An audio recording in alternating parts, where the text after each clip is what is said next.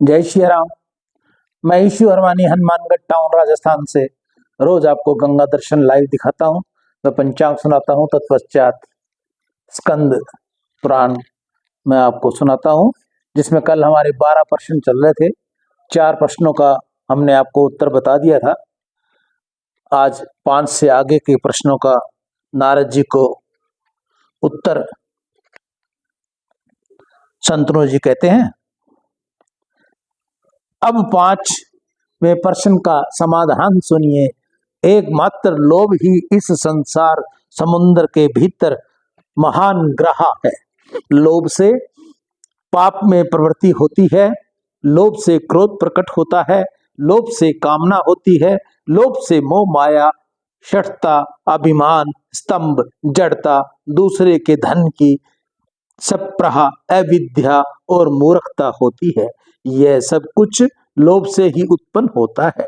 दूसरे के धन का अपहरण, पराई स्त्री के साथ बलात्कार, सब प्रकार के दुस्साहस में प्रवृत्ति तथा न करने योग्य कार्यों का अनुष्ठान भी लोभ की ही प्रेरणा से होता है। अपने मन को जीतने वाला स्वयं पुरुष को उचित है कि वह उस लोभ को मोह सहित जीते, और जो भोगी और अजीत आत्मा है उसमें दंभ, द्रोह, निंदा, चुगली और दूसरे की डाह, ये सब दुर्गुण प्रकट होते हैं। जो बड़े बड़े शास्त्रों को याद रखते हैं और दूसरों की शंकाओं का निवारण करते हैं, ऐसे बहुत विद्वान भी लोभ के वशीभूत होकर नीचे गिर जाते हैं। लोभ और क्रोध में आसक्त मनुष्य सदाचार से दूर हो जाता है। उसका अंतःकरण छुरे के समान तीखा होता है, परंतु ऊपर से वह मीठी बातें करते हैं। ऐसे लोग तिनकों से ढके हुए कुएं के समान भयंकर होते हैं। वे ही लोग केवल युक्तिवादन का सहारा लेकर अनेकों पंथ चलाते हैं। लोभवंश मनुष्य समस्त धर्म मार्गों का लोभ कर लेते हैं। लोभ से ही कुटुंबीजियों के प्रति निष्ठुरता पूर्ण बर्ताव करते हैं। कितने ही नीच मनुष्य लोभवंश धर्म को अपना ब्रह्म आभूषण बना धर्म ध्वज होकर जगत को लूटते हैं। वह सदा लोभ में डूबे रहने वाले महान पापी हैं। राजा जनक, युवनाशव, वृषादंभी, प्रसेनजित तथा और भी बहुत से राजा लोभ का नाश करके सर्वलोक में गए हैं। इसलिए जो लोग लोभ का परित्याग करते हैं, वे ही इस संसार समुद्र को पार जाते हैं। इससे भिन्न लोभी मनुष्य ग्रह के चंगुल में ही फंसे हुए हैं, इसमें संशय नहीं है। प्रियवर, अब आप ब्राह्मण के 8 वेदों का वर्णन सुने। मात्र ब्राह्मण, क्षत्रिय, अनुचान, भूर्ण, ऋषिकल्प, ऋषि और मुनि, ये 8 प्रकार के ब्राह्मण श्रुति में पहले बताए गए हैं।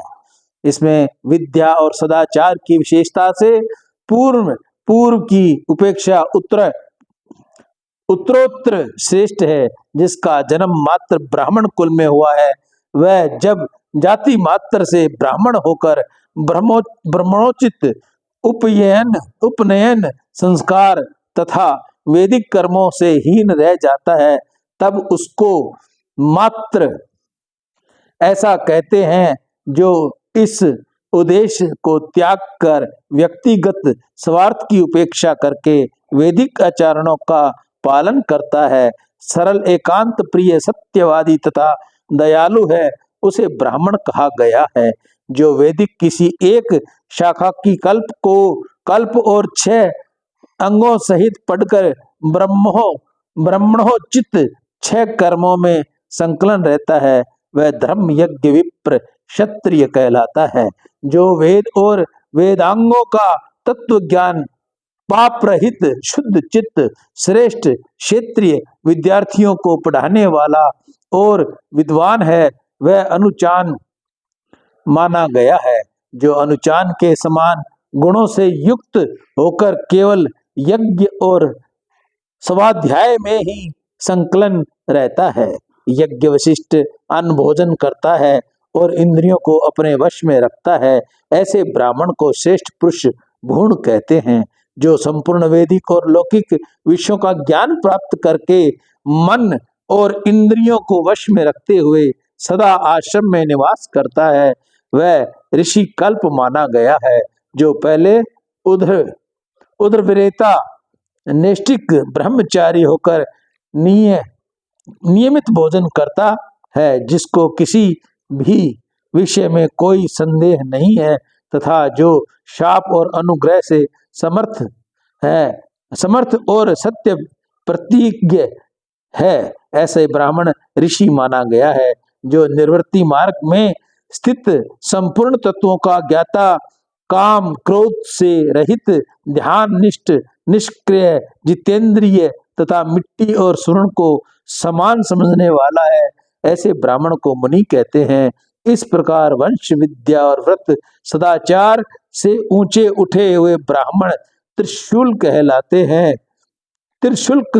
हैं। वे ही यज्ञ आदि में पूजे जाते हैं। इस प्रकार 8 वेदों वाले ब्राह्मण तत्व का वर्णन किया गया है। अब युगादि तिथियां बताई जाती हैं। कार्तिक मास में शुक्ल पक्ष नवमी तिथि सतयुग की आदि बताई गई है। वैशाख शुक्ल पक्ष की जो तृतीया है, वह त्रेता युग की अति कही जाती है। माघ कृष्ण पक्ष की अमावस्या को विद्वानों ने द्वापर की आदि तिथि माना है, और भाद्र कृष्ण त्रयोदशी कलयुग की प्रारंभ तिथि कही गई है। ये 4 युगादि तिथियां हैं। इनमें किया हुआ दान और होम अक्षय जानना चाहिए। प्रत्येक युग में 100 वर्ष तथा दान करने से जो फल होता है, वह युगादि काल में एक दिन दान से प्राप्त हो जाता है। ये युगादि तिथियां बताई गई हैं। अब मनवंतर की प्रारंभिक तिथियों को श्रवण कीजिए। अश्विनी शुक्ल नवमी, कार्तिक की द्वादशी, चैत्र और भाद्र की तृतीया, फागुन की अमावस्या, पौष की एकादशी, आषाढ़ की दशमी, माघ की सप्तमी, श्रवण की कृष्ण अष्टमी, आषाढ़ की पूर्णिमा, कार्तिक की पूर्णिमा, फागुन चैत्र और ज्येष्ठ की पूर्णिमा, ये मनवंतर की आदि तिथियां हैं, जो दान के पुण्य को अक्षय करने वाली हैं। भगवान सूर्य जिस तिथि को पहल रथ पर आरूढ़ हुए, वह ब्राह्मणों द्वारा माघ मास की सप्तमी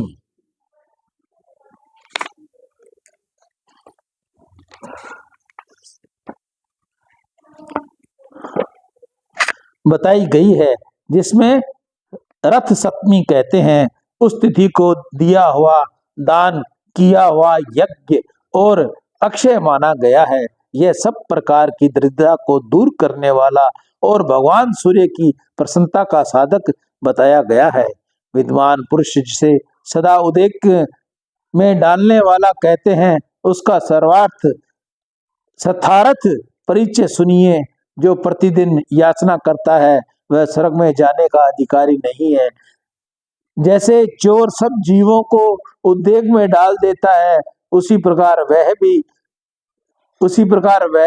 भी है। वह परमात्मा सबके लिए सदा उद्वेग कारण होने के कारण नरक में पड़ता है। ब्राह्मण, इस लोक में किस कर्म से मुझे सिद्धि प्राप्त हो सकती है, और मृत्यु के पश्चात यहाँ से मुझे कहाँ किस लोक में जाना है, इस बात का भली भांति विचार करके जो पुरुष भावी कलेश के निराकरण का समुचित उपाय करता है, विद्वानों के उसी को दक्ष पुरुषोत्तम भी अधिक दक्ष चतुर शिरोमणि कहा है। पुरुष अपनी आयु से 8 माह 1 दिन अथवा पूर्ण पूर्वावस्था में अथवा पूर्ण आयु भर ऐसे कर्म अवश्य करे, जिससे अंत में वह परम सुखी हो और निरंतर उन्नति के पथ पर बढ़ता रहे। वेदांतवादी विद्वान रुचि और धूप से तो दो मार्ग कहते हैं, अर्ची मार्ग और जाने वाला पुरुष मोक्ष को प्राप्त होता है। धूम मार्ग से जाने वाला जीव स्वर्ग में पुष्य काल भोगकर पुनः इस संसार में लौट आता है।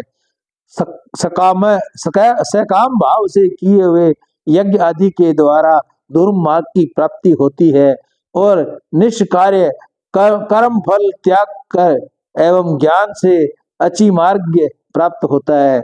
इन दोनों से भिन्न जो अशास्त्रीय मार्ग है वह है पाखंड कहलाता है, जो देवताओं तथा मनुप्रोक्तों धर्मों को नहीं मानता वह उक्त दोनों मार्गों को नहीं प्राप्त होता।